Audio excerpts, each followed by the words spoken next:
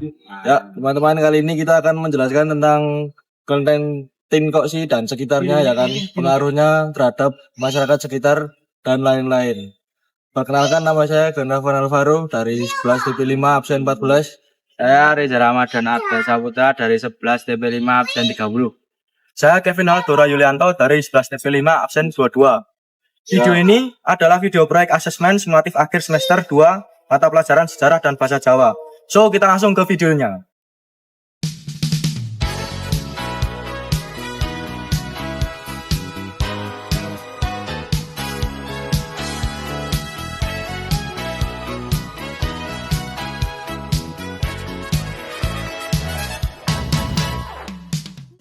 Oke teman-teman, jadi aku akan menjelaskan tentang pengertian tentang kelenteng ini.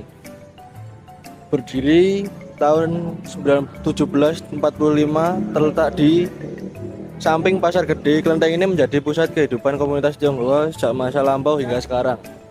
Bangunannya yang penuh ornamen khas Tionghoa, dari atap melengkung hingga ukiran naga dan pilar merahnya membuat kelenteng ini tampak mencolok di antara keramaian Kota Solo.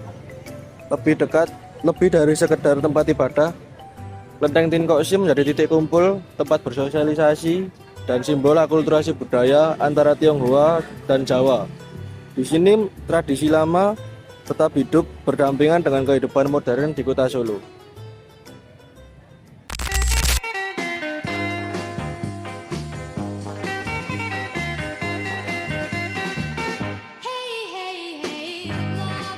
Kelenteng Tinkoksi adalah kelenteng bersejarah yang berdiri sejak tahun 1745 di kawasan Pasar Gede, Surakarta. Dibangun oleh pedagang Tionghoa di atas tanah pemberian Kasunanan Surakarta, kelenteng ini menjadi pusat ibadah umat Tridharma seperti Buddha, Tao, dan Konghucu. Bangunannya memiliki arsitektur khas Tionghoa dengan ukiran kayu jati, ornamen naga, serta patung singa penjaga yang masih terawat sejak awal berdiri. Selain tempat ibadah, Tinkoksi juga berfungsi sebagai ruang sosial bagi komunitas Tionghoa, tempat berkumpul dan melakukan ritual keagamaan, dan terutama saat Imlek dan Cap Gomeh. Oke rencang-rencang niki kula kalih narasumber kaping 1.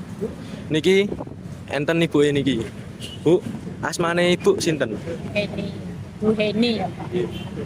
Napa dampakipun kelenteng kangge masyarakat sekitar kelenteng, Bu? Dampaknya ya bagus. Dia itu bermasyarakat sama orang-orang pasar. Dia walaupun itu Nasrani atau Konghucu, dia sama sesama umat bagus. Dan dia itu kalau hari-hari tertentu itu Imlek itu, kalau orang Islam kan kayak yang itu Idul Fitri, orang-orang sini bapak kita, ibu-ibu gendong, penjual itu dikasih sembako. Menawi dampak ini Bu sebagai pedagang. Ya kalau ibu sendiri kalau di situ ada event apa, pernah ibu dipeseni buat sesaji di situ.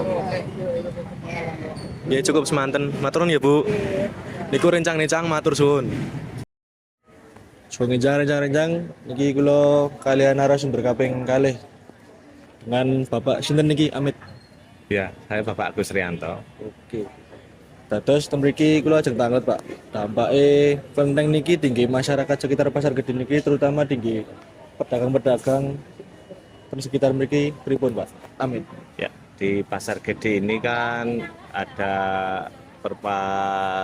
bertemunya berbagai etnis, walaupun ada yang Tionghoa, Jawa, ada yang Cina, ada yang Encik. Itu kan di sini tuh dampak dari kelenteng itu ya sangat berpengaruh juga dengan budaya juga. Jadi di Pasar Gede juga kan di sini kan kompleksnya tuh dekat dengan kelenteng, dekat dengan pecinan juga. Jadi ya pengaruh lah untuk pengunjung di Pasar Gede ini. di Pasar Gede. Nah, Jadi sangat ya Pak ya. Misalnya acara-acara besar ngoten niku bisa menambah keramaian. iya, ngoten. kalau untuk kelenteng itu kan apa budaya yang tidak ada di Jawa gitu loh, untuk orang-orang Jawa. Jadi ada magnet tersendirinya untuk mereka melihat atau datang ke khususnya di Pasar Gede ini, di lingkungan Pasar Gede ini. Jadi ngoten dampake kelenteng niki tinggi masyarakat sekitar Pasar Gede niki, terutama tinggi pedagang-pedagang seperti bapaknya niki. Matur suwun sangat nggih Pak nggih. Oke, siap. Rencang-rencang kula ajeng wawancara narasumber kaping 3. Kak, ngapunten asmine panjenengan sinten, Kak? Kalau saya namanya Bella. Saya Naila. Nggih, Kak. Kula ajeng tanglet. Napa dampake kelenteng niki nggih panjenengan napa nggih masyarakat sekitar?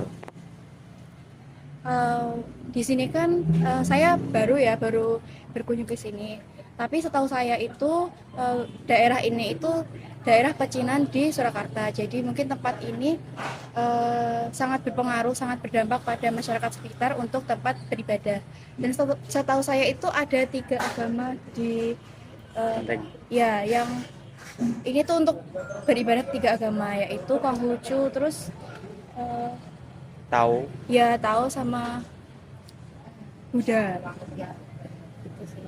Kalau menurut saya kan banyak ya orang-orang yang pertama kali ke sini. Misalnya kayak ada mahasiswa-mahasiswa baru yang mungkin agamanya itu non-Islam. Nah, itu mungkin bisa beribadah di sini karena letaknya juga strategis, mudah diketahui oleh banyak orang. Enten tambahan, Kak?